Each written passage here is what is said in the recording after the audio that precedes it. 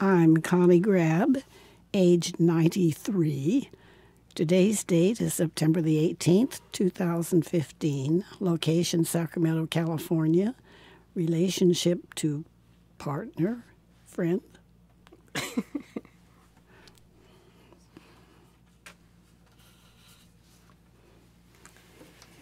I am Julie Chacón. My age is 61 years old.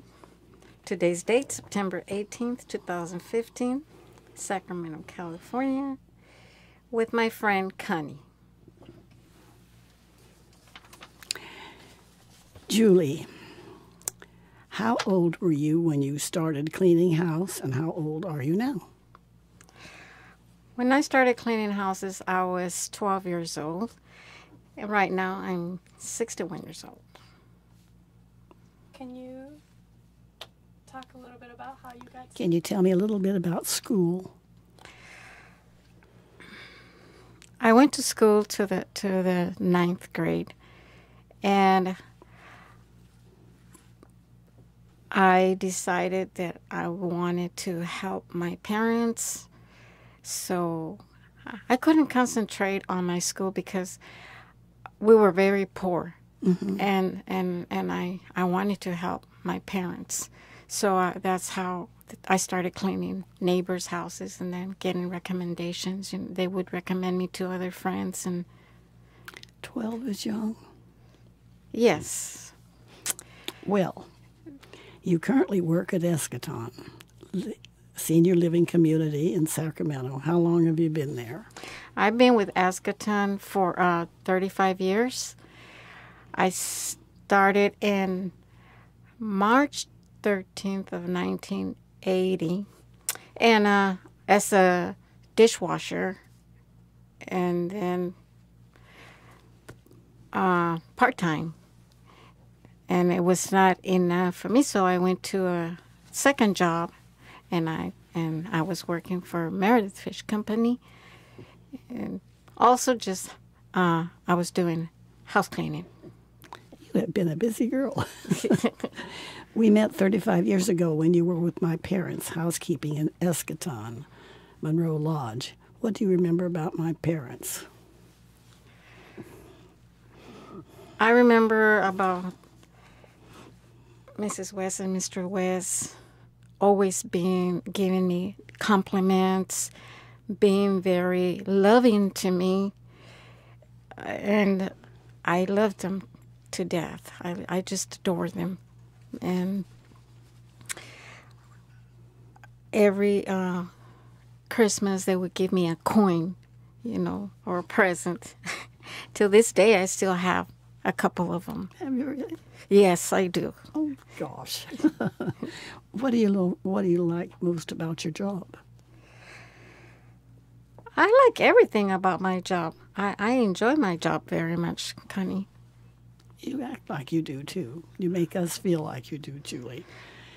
How many seniors do you think have helped you over the years? I'm going to say 1,000, probably even more, because they just come and go. And well, you're easy to help, hon. What is a normal day at work like you for you, Julie? I just feel like my normal day it goes fast. It just, Well, you move fast. And you know what? That's one thing that Mrs. West told my administrator, that I was so fast but so thorough, and that made me feel good. Like, I didn't get all my education. There was some words that I had learned that I didn't know what thorough mean. When she told me, I didn't know what thorough mean. Mm-hmm. And then she explained to me, and it made me feel really good, that to get good compliments from. Well, Julie, you make everybody there feel so good, so the job is for you. When you first got to work, you fed the cats. That's your answer. What is a normal day of work like for you, Julie? I just blew it. Because I like to come to work, not like rushing that it's already time to clock in. So I volunteered myself to feed the cats. I didn't know that. Yes. Yes. That's the first thing you do when you get to work. That's the first. And you know, when they see my truck coming, they come. They come to meet me, you know, and they follow me to the building. Yeah. That's kind of nice I to like know. pets, too. Do you still feed the cats? Yeah, I still feed the cats. How much I don't know. I've heard you call cleaning a performance. Tell me more about what that means. Describe it in detail.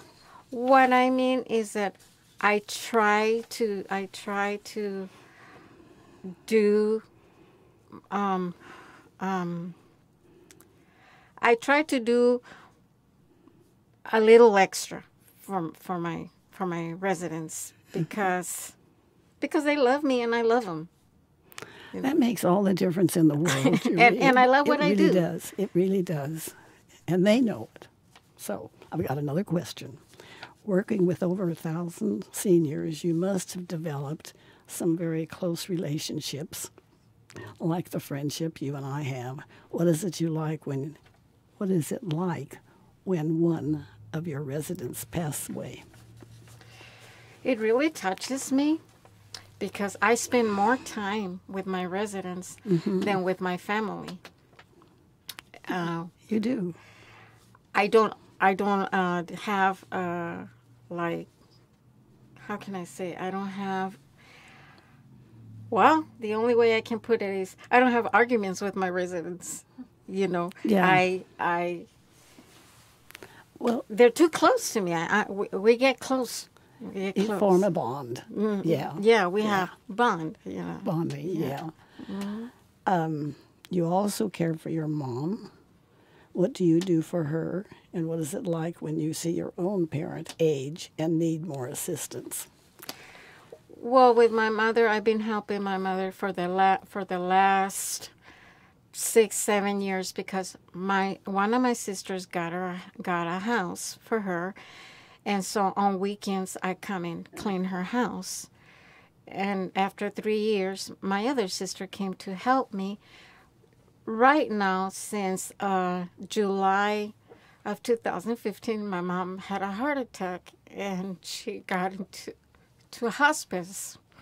So right now, I'm not only helping her keep her house clean, I'm helping her like a caregiver, you know, and I enjoy it very much. At the beginning, she would feel embarrassed, you know, and she didn't want to let us know when she needed to be changed. And I tell her, Mom, it's not a burden. When I was little, did you feel I was a burden because you were changing my diaper? I says, Mother, I enjoy doing it. You're great. Thank you, Connie. What will you do when you retire? I love television. I just enjoy TV so much that I always tell my family, when I retire, I can't wait till I retire because I will just watch TV all day. I think that's marvelous. And you know they're expanding so much in the television now that yes. You're going to have a ball. What advice would you give to a young person just starting out a career in a janitorial or housekeeping? You know, in the years that I've been working, I've known the pride, the effort that each staff members put to their work, and I would tell the youngsters that if they don't think they would like a job of cleaning, to get all their education. To get their education, their better education, you know, so they can be on a typewriter or a computer, because I don't know about computers. I don't know about typewriters. But to me, I don't regret always cleaning because I enjoy it. I enjoy it very much. We're blessed. We are blessed having I'm you. glad to please you. Julie, I want to thank you for all the hard work you have put in over the years. Your job isn't easy, I know. But you do it every day with a smile. I bring my parents. I know my parents appreciated you. My husband and I appreciate you. And all the 1,000 residents you have touched over the years appreciate the extra care you have given them. And I've always tell my residents, Connie, that they're my life. If it wasn't for you that can afford living in a place where I work, I don't know what would be of me, because that's what I enjoy doing, and you're my life. Well, we're blessed. Thank you. I just have a couple questions. Can you just walk down through memory lane? You mentioned that you met her family first. Can you just talk about, how long ago was that? Can you tell Connie what your first impressions was of Connie when you first saw her and her parents? It was kind of interesting, wasn't it, Julie? It was just kind of like we'd known each other and we'd just knew each other again right away, right? Exactly. It was just, Julie was a part of us and a part of Eskaton, and that's how I feel anyhow. One of our kids. Yeah, how was that like for you, Julie, when you first walked in there and met her parents? For me, it was a blessing, because I always, as I see more people coming, I see myself being able to stay there longer, and everybody's so loving to me, Everybody makes me feel special. That's because we love you. Thank you, Connie. So how long ago was it when you first met? Just to clarify. Gosh, Julie. They were there in 87. Well, I believe Mr. and Mrs. West were there about 15, 17 years. Mm-hmm. And you're going to be there almost 10 years. Mm-hmm. So 17 and plus 10. Remember, I didn't go to school. It's been a long time. It's been a long time. And it picked up just where we left off when the folks left and we came. I mean, it's so amazing. Mr. and Mrs. West, then their grandkids. Yes. Your kids. That one out there. And having their daughter with her husband there, it's thrilling to me. It really is. It's really a relationship that not very many people have, that grows and grows. You know what's the only thing that I've missed? No. That you moved to that other wing. Well, you didn't come and clean ours. That's what's wrong. and I mean, and I'm glad that I have the opportunity every now and then, to come in and do it there. But I just mean, if you were on my wing, I see you more often. Well, that's true. Because I'm so busy, I don't have time to come. Well, we see you down there cleaning the downstairs and upstairs. And back and forth. Right. Yeah. Connie, can you tell Julie, can you share with her a memorable moment that you had with her during that whole time that you've been friends for a long time? Can you share with her something that sticks out to you? Oh, Julie.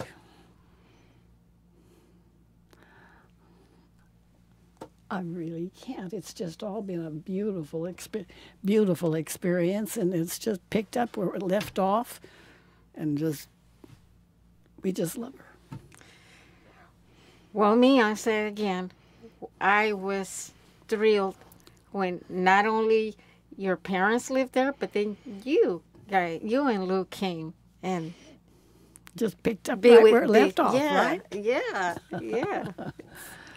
And it's very nice to let the others on the staff or other residents know, how long me and you and have been friends. Yes. Yeah. To me, I'm not. it's a family to me. It really is. You act like it too, Julie. You make everybody feel that way. Am I not talking? Am I okay? Yeah, I'm just making sure with the levels. But I just find it so interesting that you are her caretaker now. A little bit about that. But do you want to talk a little bit about your background and how you ended up? You got a good one, Julie. Tell it. Okay, I got married when I was 18 years old. Divorced when I was 23, 22, 23, around there. I was raised in El Paso, Texas, but my mom was in California. So when my divorce, my mom kept telling me to come to California. It would be a lot better living for me. And I was afraid to come to California because I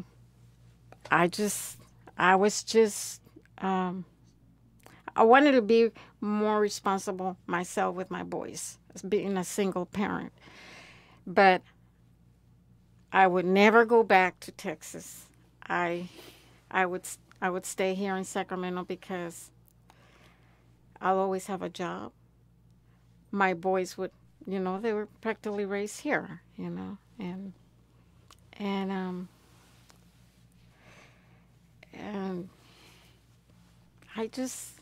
don't regret. I don't regret nothing in my life, It was sad to bring up my kids without their father, But just things go that way. Mm-hmm. Things go that way, and I feel proud of myself that I made it. And when my boys got out of the house, that's when I decided to get married again. I didn't know that. I got married again in 2000. 2000. You did? Yes, my oldest son asked me why was I getting married, and I said I'm getting married because I love him, and I feel like I will have an extra support, Mm-hmm. and to me the sad part is that my husband had an accident and he's disabled. And he can't work. But he tries very hard, He does little odd jobs to help me. Well, that's to be admired, Julie. That's to be admired. And I'm not a person that thinks too much, that wants to be materialistic. I'm a person that my parents brought me up to just survive, and like I told you the other day, I'm not there at Eskaton because of the money, because I make a lot of money. I'm there because I enjoy my job and I enjoy my residence. Julie, you have a lot of love to give. That's what shows. That's why we do. And who am I grateful to? My parents, the way they brought me up. Mm-hmm. My only foolishness was that I didn't like school. And the principal told my parents, there's another person that's willing to use that desk. And that's where I started. Then I started working in a motel, And I got that. And I think that's why I like cleaning, because when I was 12, to help my parents, I cleaned the neighbor's house. And then a little bit older, I work in a motel, and that's what I've been in my life, scrubbing, and I don't mind. You do it well. Thank you. Did you ever see yourself doing something else? at any point? When I was in school, I always wanted to be like a nurse. I like seeing those nurses with their white uniform and that little cap. That little cap. You like the cap? Yeah, yeah. And I always said, I want to be a nurse. Well, to my surprise, there was this little clinic a couple of blocks from where we lived. And one day I just happened to stop there, and I was talking to, I guess, the administrator, or I don't know what it was, manager. And he said to me, you would never make it for a nurse because of your height. Because you have to lift patients. And I think that's kind of what got me discouraged. Mm-hmm. I think so. And now that I'm looking after my mom, helping my mom, I say, well, they were probably right, because my back hurt when the first time I picked up Mom to her wheelchair, and I said, but maybe it could also be that I'm not 20 years old or 25, anymore. But I think I would have enjoyed that, Yeah, but it didn't happen. Well, we got you. How's that? And I'm glad. Do you have any memorable times during your 35 years of work? I have a lot. Especially, like I say, it's the compliments all the time. When I retire, I'm going to leave happy, because all I've heard my 35 years of work is that nice things. And more to that it comes to my boss, and all my bosses that I've had, because I've had a lot of bosses in 35 years, and they've always been very compliment me as much as my residents, and that's a good feeling. Well, honey, you earn it. You know that. Thank you. Is there anything else that you'd like to share with each other? Anything that you'd like the other person to know? Connie, anything else you want to know about me? Well, I didn't know, Julie, that you were you're married again. You see, I didn't know that. That's another thing, that like we're friends, but we don't have a chance because I'm so busy. Mm-hmm. I don't have the time. And after work, well, I have a home. I have a husband to go to cook to, That you have to take care of, too. Yes. Yes. Between your mother and your father and all of us at Eskaton. Boggles my mind.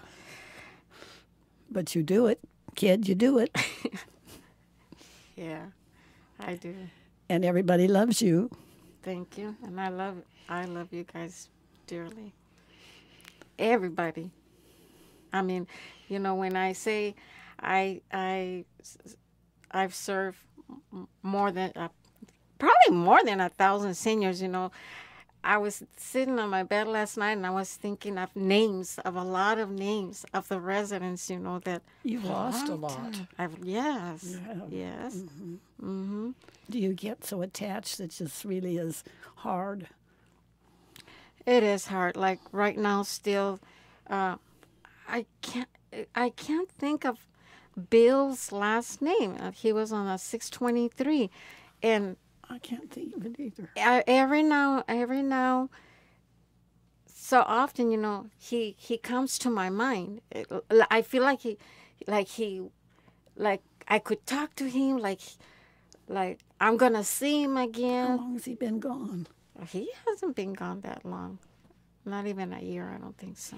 So you know all these people. I live there with them, and I don't know them like you do. Well, Bill used to live on my wing, on the second floor. He was on 212. And then he moved to the other wing because he said that ever since he moved to Eskaton, he wanted that apartment, but it was always occupied. Oh. And then there was a friend of his that moved there to 623, and she had to go for more care, so then they gave him the apartment. But like I say, he's still my buddy. Mm-hmm. He was still my buddy, and You have become so attached, haven't you?